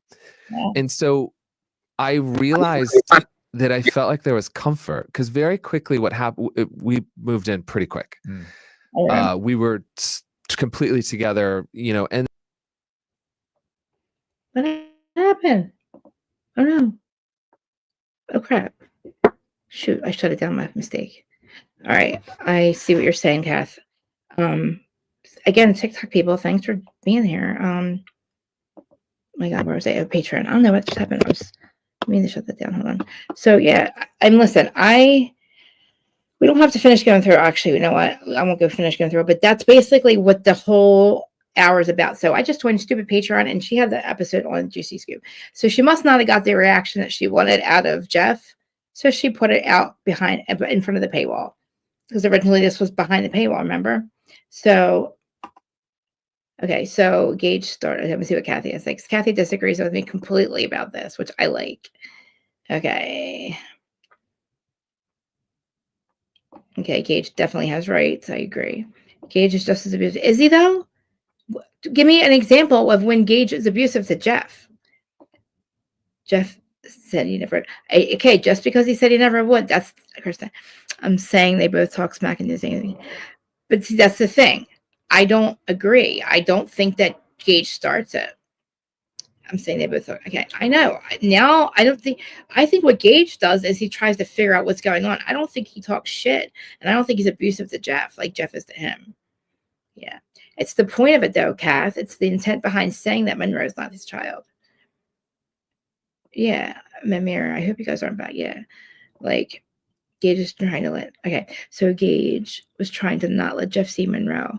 Why, though? How could he not let him see it? And then it comes out about the birth certificate. It doesn't matter, though. They shouldn't even talk about the birth certificate. Why was he holding Jeff? Was he being abusive? I mean, how can he even stop Jeff from seeing him? They're both 50-50 custody, right? Jeff was out of line saying that, yeah. He was out of line, okay. And then he'll never, like, the fact that he said it now, you can't take that back. He doesn't have the same rights as Jeff. That's awful. Yeah. I remember watching when Monroe was born, how happy they were. And how dare Jeff say that shit, dude? Gage started this. How did he start it, though? By leaving Jeff? Because according to Gage, when they broke up, Jeff broke up with him. All Gage wanted was space. He started seeing a therapist because he was, we saw what was going on. Okay? We saw on flipping out how awful he was to him. Jeff was awful to everybody. It's not just Gage. You know what I mean? He's lost all his friendships. So Gage just happens to was his other time. And he fell in love with a narcissist. But the fact that that Jeff would say anything. Now, why wasn't he letting Jeff see Monroe? No, he can't legally do that, right? Unless Jeff does something wrong, right? But so that should be just a non-issue, a non-thing. So even though why wasn't he letting him see him? Legally, how dare you ever say that Monroe is not your child? They do need to stop talking about it. But you know what? They need to stop talking about each other because, like they keep saying, Gage is like, she's going to see 300 episodes of how Jeff, my other one dad, was completely destroying my other dad. And that's facts. There's 300 episodes they said about when Jeff is, since they broke up, talking mad shit on Gage. And again, Monroe's going to see. And all Gage is saying is, I don't understand why he's doing this. He knows our daughter is going to see this. Why doesn't he care? No, don't be sorry, Kath. This is called Whose Side Are You On? We respectfully disagree here. We're not a cult. And I'm not always right. I want to know other people's perspectives because I want to know like what you see that I don't, you know what I mean? Can you, oh, you left because it was too toxic? What was the conversation? Wait, I'm so confused. Oh wait, you thought us discussing it was too toxic? Kath, we're discussing it, but this is not a cult. We're not all gonna agree. You know what I mean? Like, of course, I'm asking your other, like, what you see that I don't, but I didn't realize that you left the chat because, okay, I'm confused. Well, I'm sorry that you left the chat. I thought you meant like, anyway, I was asking what you saw that I didn't see. I guess you're not going to tell me. I'm trying to say. Yeah, Jeff and Gage. I mean, at this point, it sounds like Gage is trying to get just. He should have never stopped seeing that therapist after him and Jeff broke up, because apparently the therapist told Gage during the relationship, look, maybe you need space, and Gage is like, I do need space because it was getting really bad. And he said to Jeff, I want to go sleep in a separate bedroom. And then Jeff said, then get the fuck out. And that was it. And Gage said he didn't keep seeing a therapist, but I really feel like he should have, because the way he's talking to Dr. Drew, he definitely needs to, he's got so many questions about this relationship still. And he's not completely blaming Jeff. He's just saying, what did I do wrong? Gage is like, can you just tell me where I went wrong? Like what? And I would love for us to know where Gage went wrong.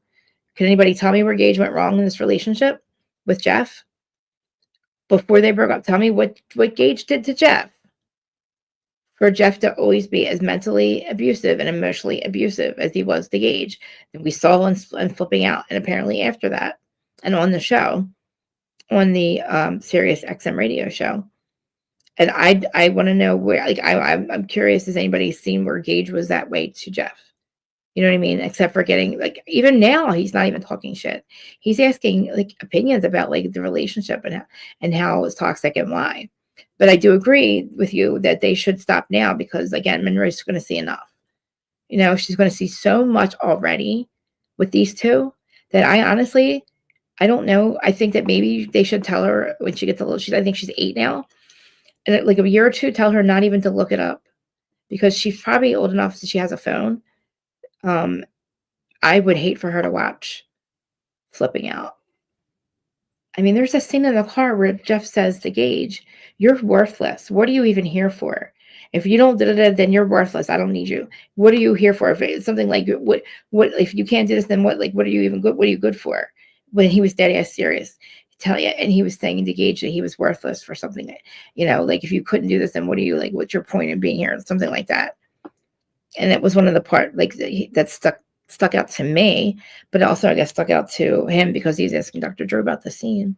And Heather, on the other hand, Heather McDonald, you are loving this and you are sick in the head for engaging in this and letting this go with Monroe, knowing that Monroe, like I said, Monroe is going to see it, but Heather is doing this and she's doing this to stick it back at Jeff, right? This is like, she's just being petty again, and this is going to affect Monroe, but Gage also made the decision to go on the show. Now, I just can't stand the fact that Heather put both episodes, she put that one behind the paywall. Maybe there's another one, or no, there isn't. But she's got a lot of episodes back here that actually, since I paid for her stupid thing, we'll probably go through it. But it is like, I know how, like, being around somebody that there's just their opposite personality, and Jeff just ran all over Gage, in my opinion.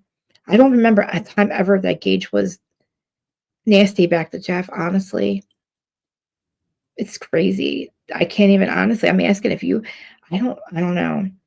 I just used to watch the show and I'd be like, oh my God, just the way he would treat everyone. And I thought, and I like Jeff because I get it. He's like me. But Jeff just says the shit that we're all thinking about, I'm not talking about his relationships, but about, reality stars. And he just about other people too, but like, he shouldn't be saying them. There's a reason we don't say them, the shit that Jeff says we shouldn't say, but he says. And I'm talking about him in every situation when we watch him on, I mean, do you want to hear a clip of him on a show talking about Gage? I mean, It's Sirius XM radio, right? Yeah. So let me see if I can find it because I don't know. I don't have it like any. Because I do want to get Sirius XM. I'm going to cancel that stupid Patreon. Hold on. Remind me to cancel my Patreon with Heather. I only did it to get the Gage episode of not realizing it was the same. Am I still live on TikTok, guys? Can you guys see me on TikTok? If anybody is watching me, nobody joined us, did they, guys? Besides Kathy and Amir. You guys are the only two that joined the chat and queue, right? There's so many people, like 400 people watching. I wish you guys would come join the chat. All right, I don't have to accept the cookies. I don't have any questions. I just want to join. I don't want to choose a plan. Just, is it cheap? Is it free? I thought it was free. Come on. What the hell? Isn't it free? What the fuck? All access. I mean, $1? Am I supposed to be paying for it? Guys, am I supposed to be paying for it? Am I supposed to be paying for Sirius XM? I mean, is that right? I don't have a car. I don't want to. What the fuck are you talking about? What is this? I'm not in a car. Like, what is happening right now? All devices. Okay, app only. Okay. Jeez. I'm live on TikTok, guys. So let me see how many people are watching. 400 people almost. We have people on Twitter. Hello, Twitter.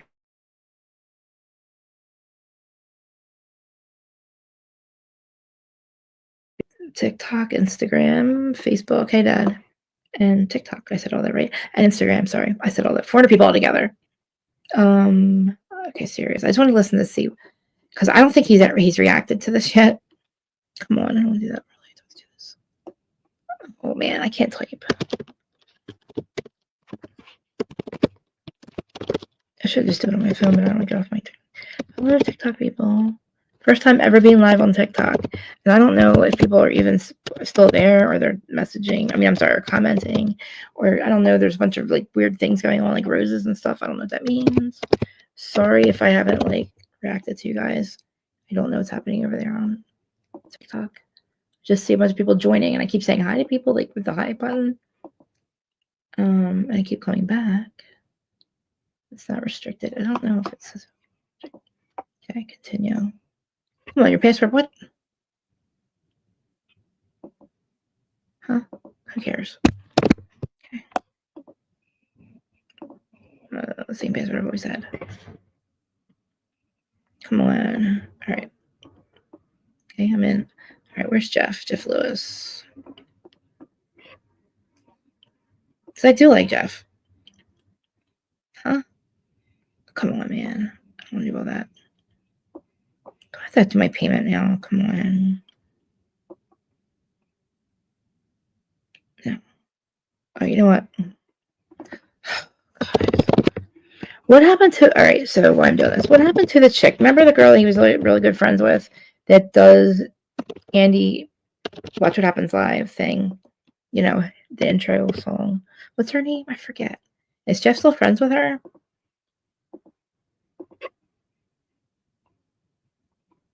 Is he still friends with her? I forget her name. But remember what he did to her?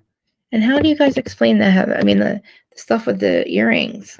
Like, how do you know what I mean? How do you like excuse what he did? You know, like to me, that's the ultimate fuck. Like you basically, and she lost a lot, Heather. I mean, like he called her a fucking felon for months and drug her. You know, so how do we even excuse that, guys? I mean, really, you can't say that that's Gage's doing it all because Heather wouldn't be friends with Gage now. Just goddamn it. All right, hold on. Maybe your order's $1. Blah, blah, blah, blah. Okay, $1 on $1. Okay. Come on. Wait till you guys will probably tell me that I'm supposed to be paying for this stuff. You know what I mean? Like, and like, this is the first I've heard from Gage, but again, I don't know. He doesn't have a platform like Jeff, so continue.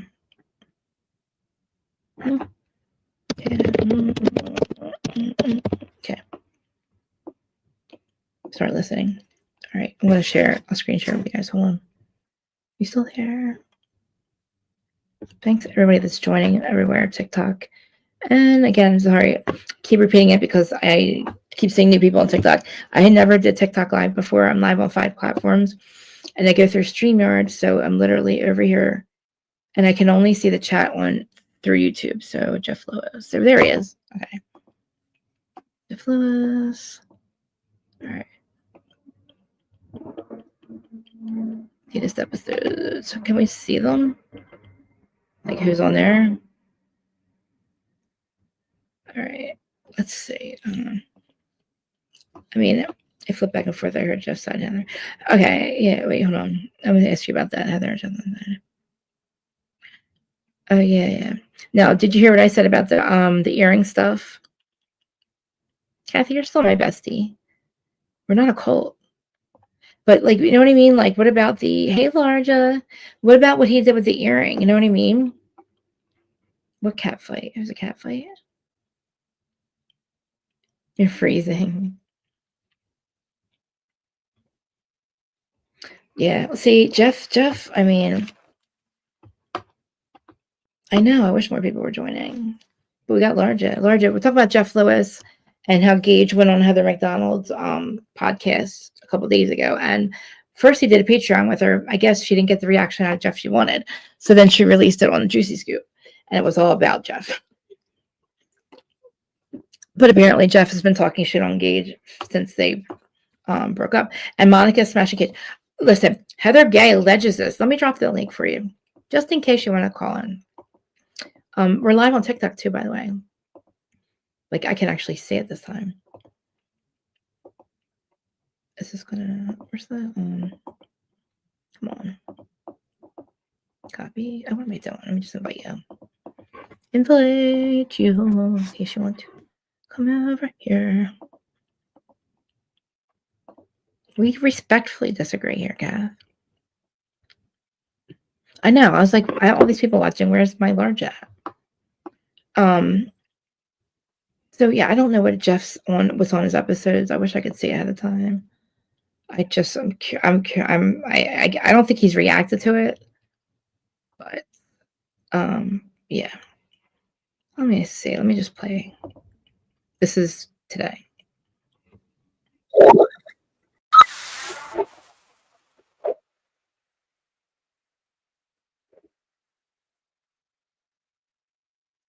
Oh, there's Large, I think. Hello. Hi, beautiful. Happy Tuesday. Happy Tuesday. How are you? I am magnificent. You know, I woke up breathing, so I'm not complaining. And we're on the most benevolent timeline possible, right? The most benevolent, highest frequency timeline, most abundant, healthiest timeline, most manifesting timeline possible, and it's only getting better for us. Exactly. So listen, Heather Gay put out on her book, she alleges that that Monica met up with Coach Shah when Jen Shah wasn't paying her, and she was trying to get back at Jen Shah.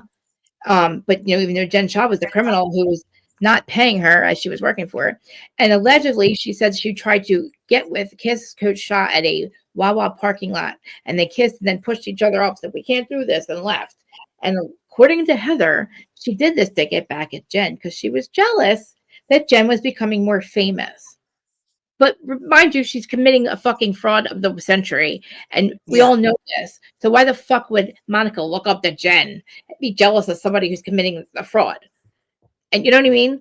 But to say that this happened and you have no proof, that's defamation 1000%. In the ink, it says this, that this actually happens. Well, why would Heather think that she knows this? Did Heather have a house in Salt Lake City that does Terry do nose jobs in Salt Lake City or something that she would have this information? Allegedly, this is what Monica told her. Why would Monica tell her this? Why would Monica tell Heather anything? When did they even talk? I have no idea. And think about this. Heather's right now is being Von Teese. She's being Von Teese. She's the Finsta that's going behind everybody's back for 3 or 4 years and going to Dana just like Von Teese did. It's definitely Heather and definitely freaking Meredith, right? In the meantime, this bullshit. You were saying in a book that that Coach Shah tried to hook up with Monica.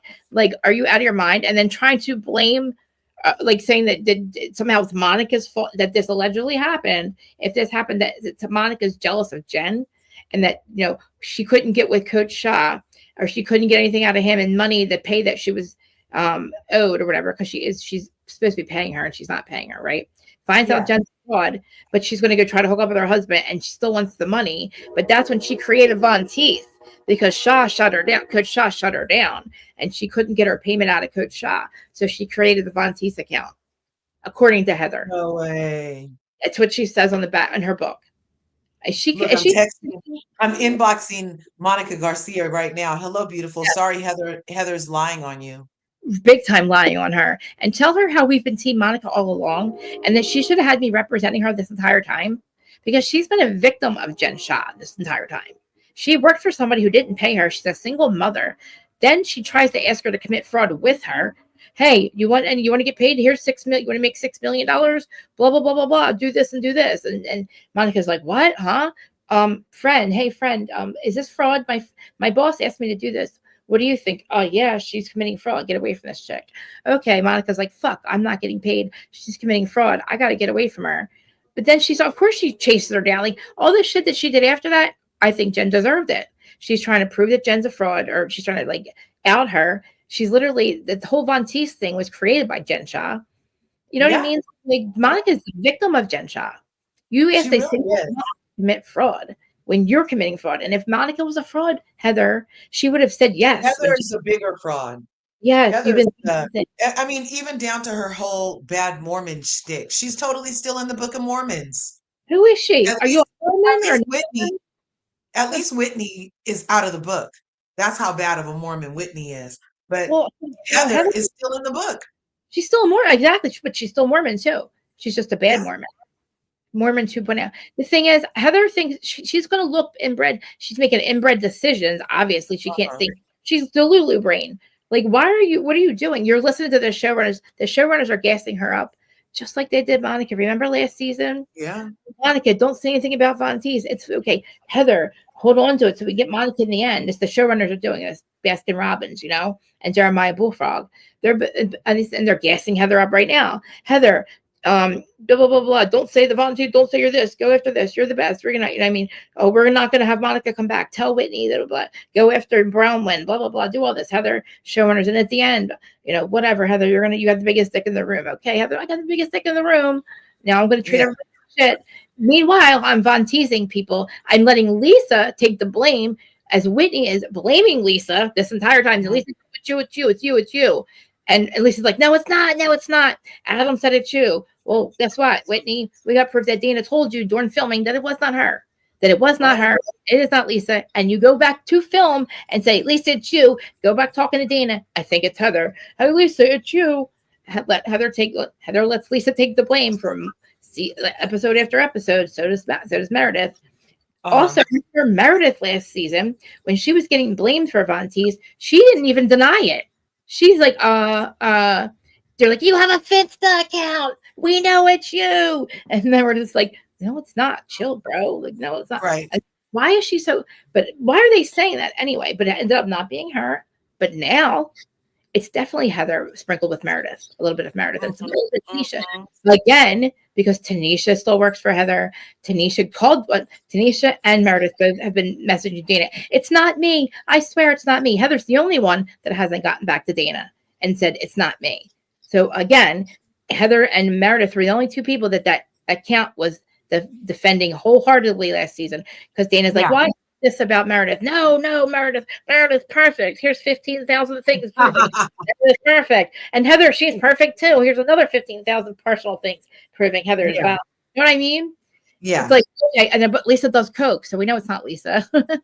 Tell everybody Whitney. That's Lisa? Whoa, wait. Yes. You're saying Lisa Barno? Yes, that's what the fucking account, that Finsta account told Dana that Lisa Barlow does cocaine. And does, maybe that's why she's always eating all that sugar. Well, the thing is, remember the hot mic moment? The hot mic moment that good time girl. So they've been, Lisa literally, think about it. Heather's probably hated Lisa since then.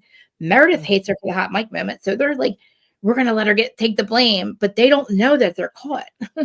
Right. Like, And that's what Mary was saying too, as far as when she was on the trip, when they were at the day camp thing, Mary brought up something that, how can Meredith and Lisa pretend to be over it when Meredith was the biggest whore in New York and now they're best friends and have an alliance? Really? It makes no sense.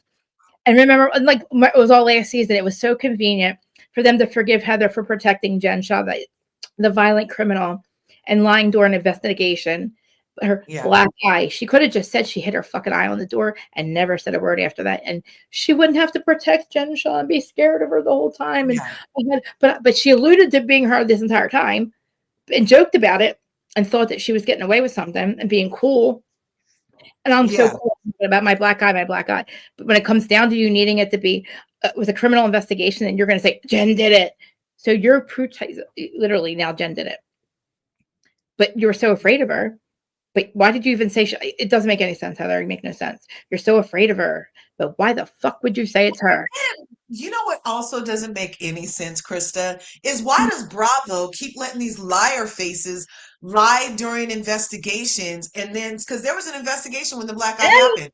She told everybody she didn't remember what the F happened. Then a year later, she's going to come back and be like, oh, Jen did it. But there was an internal investigation at Bravo that you lied during the investigation, but they still paying your bills, bitch?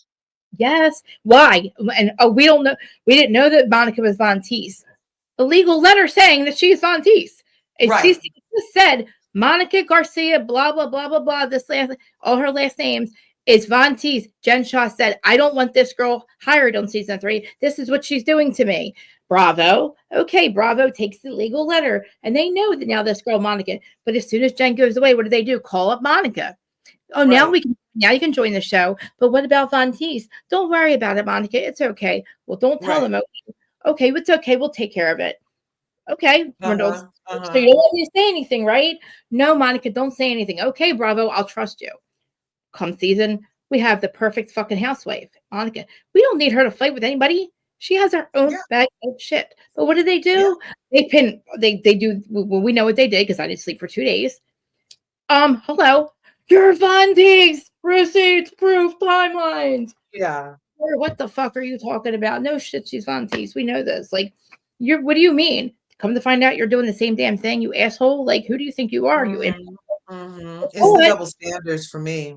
Yes, and if Dana doesn't give me the name of the finsta by the end of the season, I swear to God, if they don't figure it out, I want it. She won't give it away. And she's like, the only person I would give it to would be Lisa's 10 tech, maybe her 10 techs and her 6 lawyers to find out who.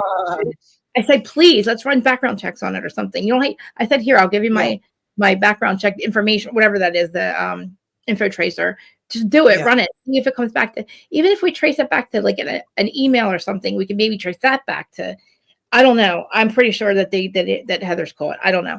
If they don't call her out by the end of this, like, it's just, I don't know. I keep saying I won't watch it again. The fact that Monica hasn't posted anything since October. I'd really like to see what she's saying. She said it's disgusting. And how dare her? She said, I got what she said. You need to lie on Monica's box. Monica is hot.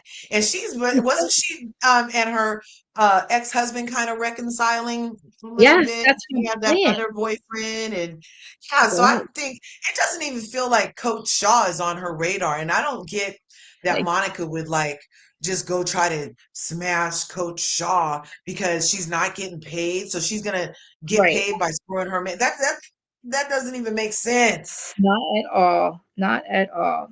Let's see. Hold on. Not that there's anything wrong with Coach Shah, by the way. But still, why even the fact Heather needs to get sued for defamation? You know what I mean? I hope she does.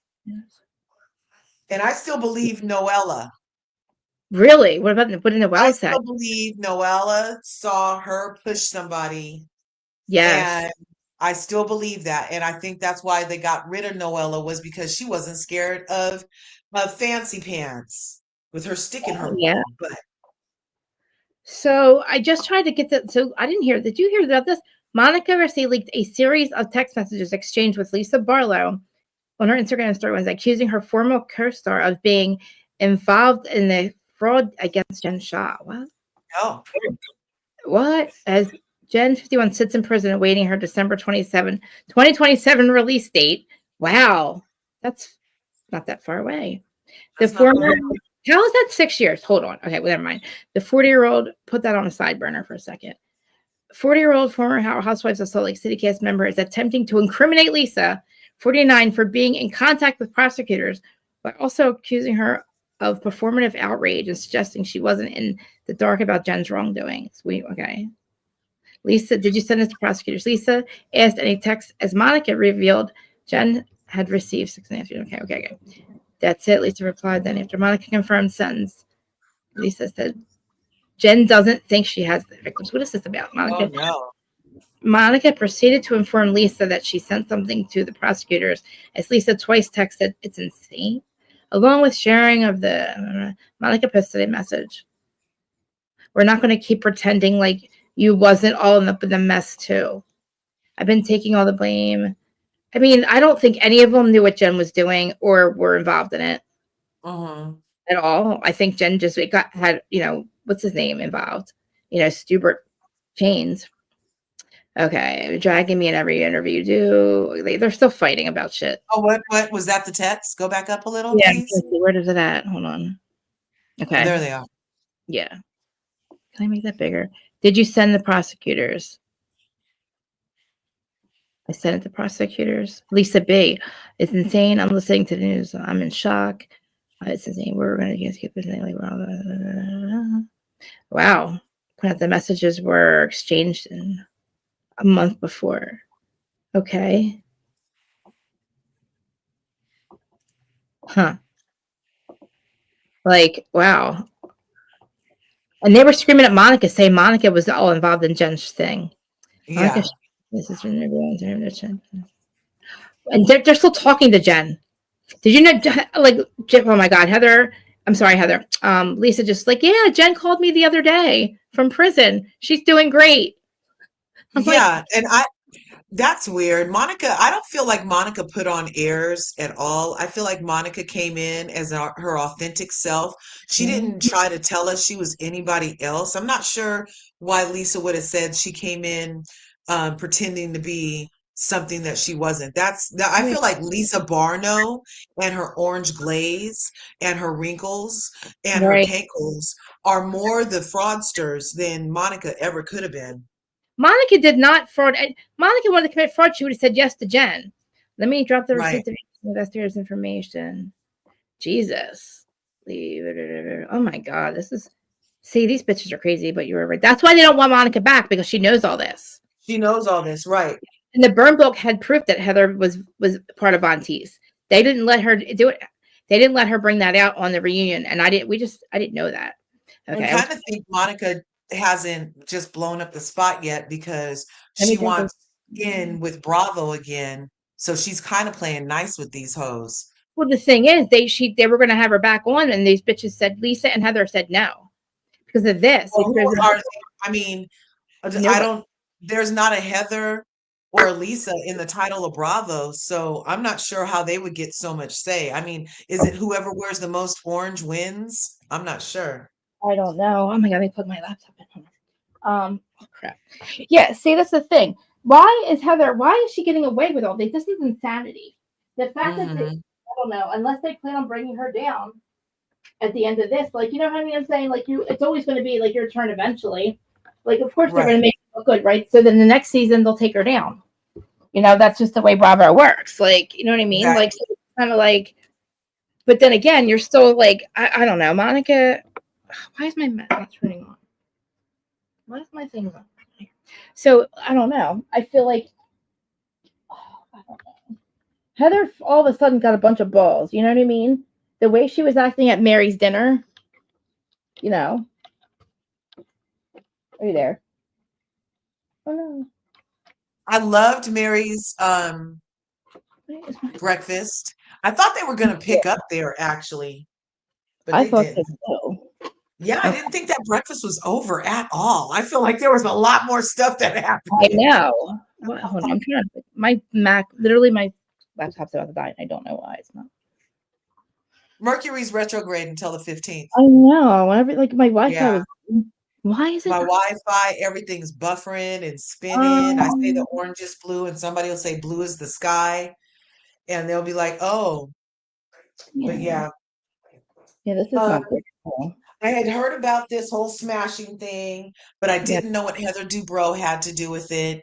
Heather's It's a interesting that she would have put something like that in writing about another woman's sexcapades, Well, and she did she tell us about who it's Heather Gage. It's Heather Gage's book. Oh, Heather Gage. Oh, I thought it was Heather. It's Heather Gage's new book. That's She has a new book. Okay, okay, you guys. Now I'm caught up. So even it's still wrong. But so we're talking about the manless Heather, not the plastic surgeon Heather. Okay, okay, okay. Because I thought Jeff Lewis had some kind of beef with Heather Dubrow. So when you were mentioning Heather Dubrow, I mean Heather and Jeff Lewis, I automatically went to Heather Dubrow because I know they have some. No, that was Jeff Lewis. We're talking about Gage was on Heather McDonald's show. Yes. Okay. Yeah. And then I don't know what's happening. Am I still here? Because I can't. All right. You're still here. I see you fine. Okay. How much battery do I have here? My freaking thing won't plug in. I hate this thing. I can't see. I like Noella too, Mamere. I liked her a lot. I thought she reminded me of Shelley Duvall. Remember Shelley Duvall? She was like in the 80s and 70s. She was an actress. She played Olive Oil in Popeye the movie. Oh, I know who you're talking about. Yeah. I know who you're talking about. So, all right. Heather McDonald had Gage, Jeff Lewis's ex, that's, been disparaging him for months and months and months. But then he was also sticking up for. Okay, now you're freezing. Now you're frozen. You haven't moved. Oh my God. But I hear you, but I can't. But you're not moving. I know. I'm trying to figure out what's happening here. I'm here. Okay. Yeah, now you're moving. Okay. Still can't figure out how to plug my thing in. So, but did you hear? I got TikTok to work. I got TikTok Live to work. I don't know. I can't see it. Yeah, it's working. I don't know. I can't tell like how many people are there. I don't know how it works. I see people are joining it, but so is this your first time on TikTok Live? Yes. Tell the people to like your thing over there. Oh yeah, guys, make sure you like everything. Put you up in the algorithm next time. Yeah, I don't know what do they do on there. Subscribe or follow or just they follow you over there. But they tap that screen, it don't mean a thing. Tap the screen, it don't mean a thing. And they can tap it, and it gives you likes, and then it makes more people go to your TikTok and see your stuff. Oh yeah, do all that stuff, guys. I'll have to figure out more about TikTok Live. I feel big because I see like a bunch of stuff happening, but I don't know. It's a lot. But then there's a lot of people watching over here too. So, but but I don't have to do recaps. I can like put TikTok on my phone instead of trying to hook it up with StreamYard because that's just a nightmare, you know. But it's just going on over there. Like there's a lot. There's like StreamYard. They are crazy on their prices, man. I was like, oh really? no, yeah. Can you? Yeah. Really? How dare they? Did they literally charge you and not tell you? Up your thing and charge you and not tell you? Yeah, like I was like, well, I got that notice. It had that notice sitting at the top that their things were changing, and I was like, oh la la la, and I just ignored it, and then it was double, and I was like, okay, double, absolutely. Like when she says double, absolutely mean like actually double, and the double with StreamYard is almost $100, and I'm pissed because I can't find another streaming network, another streaming app that's just as good as that. Went automatically. I did this thing called Prism. But then to drop the link, it's an extra step and it's 3 screens open. I was like, that's too many things. I know. Is there another platform that's as good as it's? I'm keeping an eye out. If I find anything, I will definitely let you know. It was $100 a month, Mamere, for what we have for the shit that we do on there, and there's no way around it. There's no way around it. Like they fucked us big time. They doubled the prices. Because they don't let you. We have to have a lot of platforms. Like we like that. I have a lot of platforms on our stream, and without paying what we're paying, we can't do that. So right, exactly. So they did well, you know what they did though? It was just like a dope man. How like they give you your first hit free. They give us our first hits for a nice low price. No, they bait and switch. And then they don't even tell you because it comes out monthly automatically. And I'm like, $98. I said, reverse it. I had to reverse it and then figure it out. I was like, what are you guys doing? And then I'm like, how dare you guys? Why would you do that? Why would you double the price? Like, and StreamYard, I'm telling you, we need to find another. There's got to be another stream. I see some people using some other ones. Like I know, like I'll say his name, DJ Richie Sky. I don't think he does StreamYard. He does something else. So I'll see what he's using because his is really clean. And then there's this other YouTuber. I really like his graphics and like everything on his looks great. So I'll reach out to him too and see what he's using. Yeah, like anybody that knows what, you know what I mean? It's 98 or 88, something like that. It was like 50 price gouging everywhere, you guys. Price gouging everywhere. It's like the new normal. The new normal is double or triple the old price. Anything from pre-pandemic, it's double or triple. But I mean, like that's not fair. Like we don't make a lot of money right now. I mean, I don't anyway. You know what I mean? Like exactly. It almost feels like a little trap or something. It's like, how is everything going up, but they're arguing about wages going up, but everything else is up. But the wages have to stay the same. It's weird. How Stream is the only app that does exactly this when this is the new normal. Like Streamline or mainstream media is us and all like all these platforms, but you only have one app that does what StreamYard does. That can't be.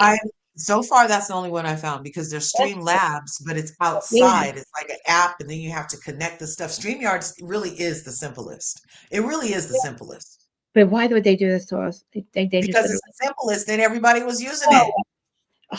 Somebody develop an app, please. How hard is it to develop an app? Please develop an app just like StreamYard, please. Yes. And just make it less expensive. And keep it regular, awesome prices. You'll still make millions, by the way. You'll still make millions. They would have still made millions if they left it the same price. They would have still made it. I know. Well, here I go with the hair. Today's Tuesday, guys. I never do a Tuesday live, but I just wanted to for some reason. And then hair. I like it looks light today. I know. Thanks. I put some light color. So what was going on? Did you watch Potomac? You watched Potomac yet? I watched Potomac. I watched Married to Medicine. Potomac. Yes. I kind of felt like that was a filler episode. It wasn't a lot going on, but how dare Mia? I know. Mia be lying and Ashley's forehead full of lies. Trashly? I've never seen two more dishonest women about their relationship status. Like I could have sworn Ashley had already filed for divorce many years ago, and then they were waiting for a separation. But then come to find out in this thing that she never even had officially filed until recently. And you know why? Because he's fucking her with the money, and so wait, they go to mediation, right? But she's trying to debate or negate the whatever. Yeah, or the thing that they signed so she can't get his money, whatever that was. The thing because he cheated. She's trying to the prenup because he cheated, right? So why now so after mediation, obviously they're not going to come up with an agreement. So now what? Does she have to still go through with all that? Like does she have to file something? From what she said is that he wants her to never mention him or any disparaging things about him forever. Okay. And she's like, but it's my life. I need to talk about what happened in my life. And we give her but they're not going back to mediation. She said that she's going to wait for the lawyers to talk it out and maybe it won't be forever, or she needs to put him on public notice. And I'm not sure what the public notice does, except for put all his air out all his dirty laundry that he doesn't want aired out anyway. Wait, I'm confused though. Like, so if she signs that, he'll give her money. She'll get money. She never said what she would get in exchange. Probably nothing. Like, knowing Ashley, who's not the sharpest knife in the drawer, and who had this man's babies, and is having to fight so hard means that she thought she was in a better position than she really is. Well, that's the thing. She's not. So, like, is he saying stop talking about me, or I'll give you the money? Because bitch, take it. She didn't say what the payoff would be. Giving her shit. She's got to file shit about the cheating and shit. Like, I doubt they're probably not even close to that. She probably has to go. She probably thought she's going to walk in there and like use all this against him or something, and he was going to fold. And he's like, he's not offering her shit. He's just like, stop talking about. Look, you want me to talk about you forever? Then you need to just stay with me, and then I won't talk about you forever. But you're going to control me and be away from me. You're crazy. She doesn't want him. That's the thing. He doesn't want her either. That's the thing. Why is he should just fucking divorce her and walk away. I don't know why he holds on to any of this, because he doesn't need anything from her.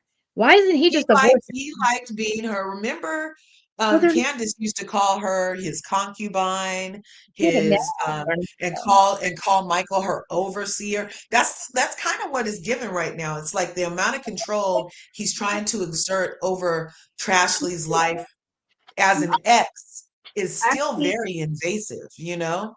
I actually don't think he is. I think he just wants her to, he's not going to pay her any money. She won't fucking divorce him because of it. I don't know why he just doesn't divorce her anyway, because fuck her. He doesn't give a fuck about her, or he would have not fucked up the prenup, right? She's trying to get for child support. I'm sorry, for cheating. So the prenup won't work, or the prenup somehow negated. But he's like, not even, he probably just said, I ain't giving her shit, and I don't want her talking about me. I ain't mediating nothing. You know what I mean? That's it. And the fact that, but the thing is, they're not together anymore, so there's no value to them for him any longer. It's not like she has to be his beard any longer, or whatever. Yeah. There's no reason. They're not together. He's exactly out. So why? And this is just crazy. Think about what Ashley must know about this man. I mean, with all the stuff we know about him, we've speculated. I mean, it's been alleged that he funded foreign coups in a town so he could have all of his stuff over there in Africa. It's been alleged that he has escorts for men and escorts for women. It's been alleged so much stuff. And she herself has even said that they used to play a lot. They used to play. So he doesn't want all of that stuff out. But we already know. There's already proof out there. It doesn't matter. Yeah. He got caught with a prostitute. He got caught with his pants down. What is he trying to? What is he trying to stop from getting out that we don't know about, that he wants her? Nothing. I don't think he. Sandwich at brunch, $22. Whoa! My mom loves Monte Cristos. I don't think he cares about anything that she has. I don't think she has anything else on him, except we already know the worst of the worst. We already know what. But maybe we don't. Maybe we don't. Maybe she kept the fact that they had a threesome with two men, including Michael, and she was in the room. Like, maybe she knows a lot more intimate details that she can. He would have paid her off by now. He would have just paid her by now. If she had anything, if he cared about anything she knew, he would have just paid her off instead of dragging it all out. Like, she could have just said it by now. You know what I mean? I don't think she's got shit. And I think he knows that. And I don't think he cares when it comes to his money. He's probably like, go ahead, bitch. Say whatever you want. You're still not getting shit out of me. You're not going to Michael's not going to be blackmailed. You know that. Yeah. Remember, she was using his attorney at one point. Remember, they were sharing attorneys and stuff. And when it first started, and then they were like, you need to go get your own attorney. So for years, she's been visiting attorneys' offices. And I'm surprised that this is where it's ended. But you're right. If he really wants her, then money talks, BS walks. So what is he doing?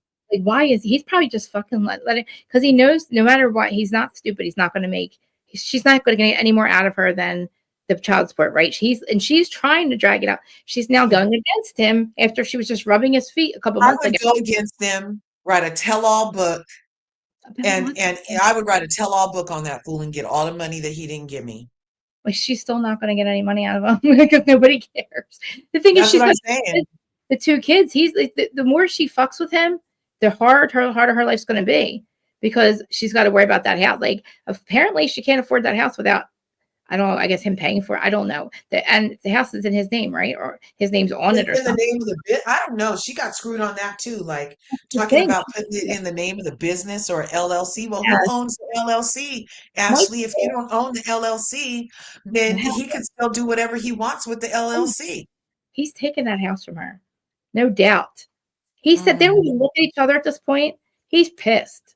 Michael was like, the fact that he did that with the prenup is fucking wild to do to somebody. Like the mother of it, like he knowing probably, I don't know if they had an agreement, what they had going on with their marriage, but somehow he said, fuck off, bitch.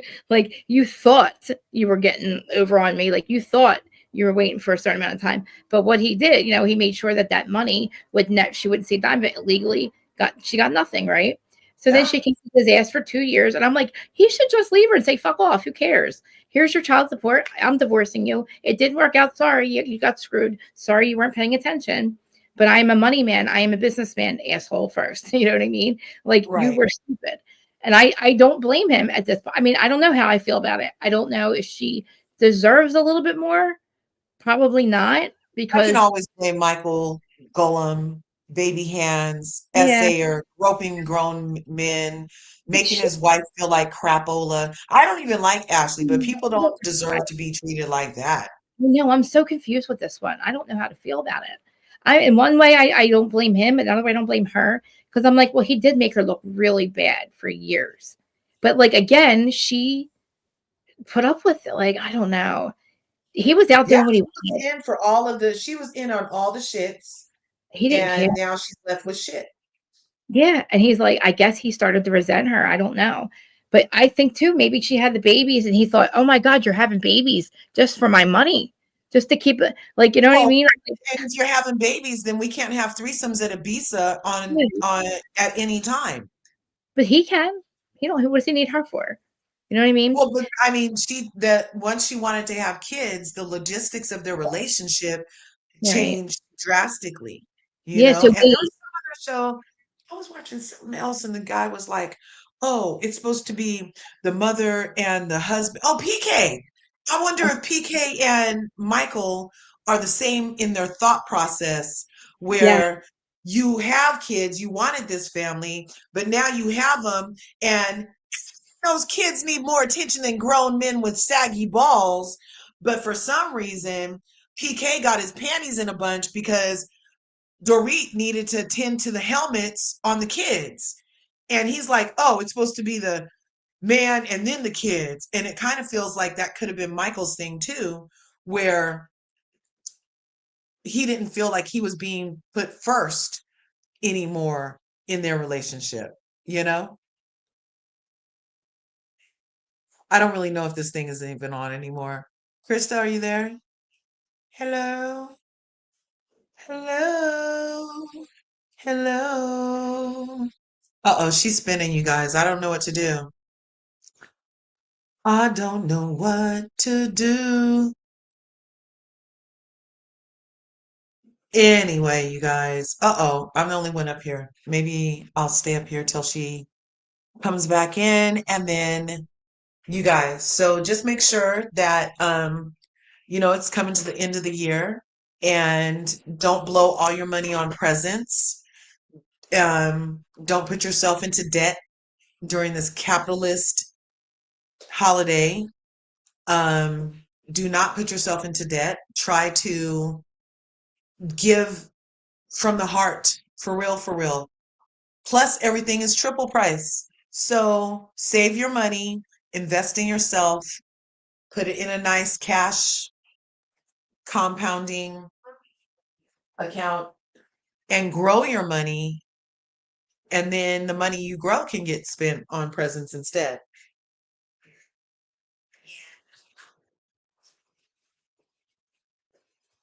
Yeah. So thanks for coming to Krista's channel today. Make sure you smashed her like button, smashed her subscribe button, and that you rung her bell. Um, she was just having a little bit of technical difficulties, I'm sure. So she'll be right back with us. I hope you're having a most excellent day here on Reality with Krista Marie. Make sure you have your bell rung so when she does come live again, you can join her up here. And this isn't her fault at all. Mercury is in retrograde, and it affects your electronics and communication. So, yeah. So thanks again for being here, though.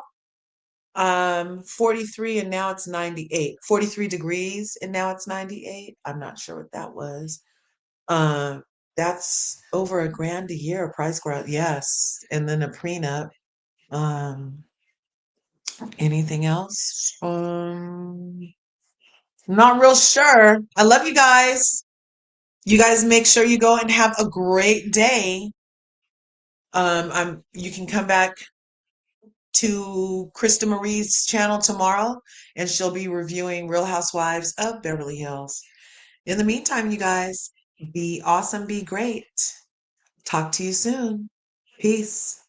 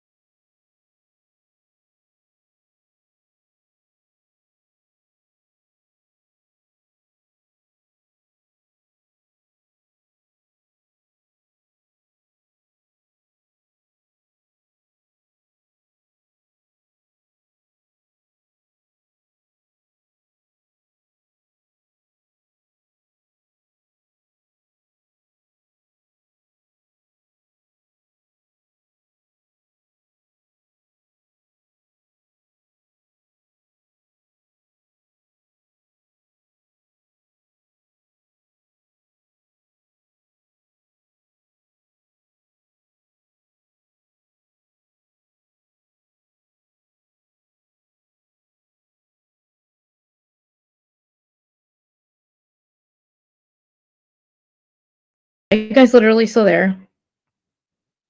The stream's still going. Literally, remember I told you the laptop was dying? It completely just died, guys. I didn't think you guys would still be here. I plugged it back in, and you guys are still here. And the camera's not working, but okay.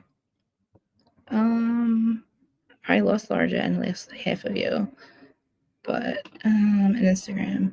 All right, I just wanted to come back in and say goodbye and end the stream because that sucks. Because me and Larja were having such a good conversation. We're having oh my god, that's such a good conversation too. Larja, if you hear me, I'll drop the link again. I got this finally charged, but I'll wait a couple of seconds, and if I don't see you, then I will talk to you. But like tomorrow's Beverly Hills, so we have all the time in the world tomorrow to talk about Beverly Hills. You know what I mean? It'll be fun. So TikTok, I'm gonna try to figure out how to see you guys' chat. Camera. Nope. All right. Well, TikTok, it's been cool. It's been real. See a lot of people joining again. Don't know how it works, and all the people that were watching on YouTube, thank you. Love you. I'll see you all later.